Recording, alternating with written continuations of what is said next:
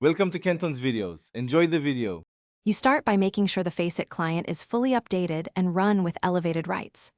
Close the app, restart your PC, and reboot your router. This clears transient routing errors.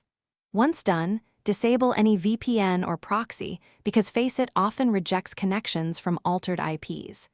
Make sure Windows Firewall or third-party antivirus is not blocking the executable. Grant explicit permission. These first actions fix most immediate rejects and prepare you for deeper diagnostics. Now you move into network-level fixes that address persistent rejections. Flush DNS and renew your IP to remove stale entries. Run WinSock reset to restore socket settings. Update your network adapter drivers, and, if possible, switch between Ethernet and Wi-Fi to isolate hardware issues. Check NAT type and forward Faceit and game ports on your router, because strict NAT or closed ports causes rejection.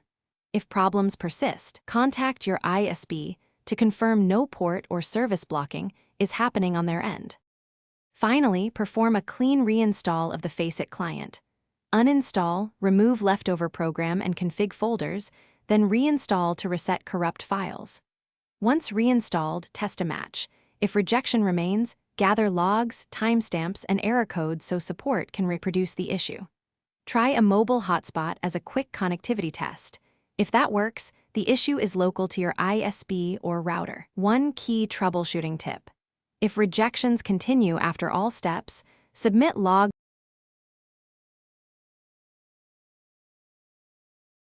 Thanks for watching. Consider subscribing if we helped you.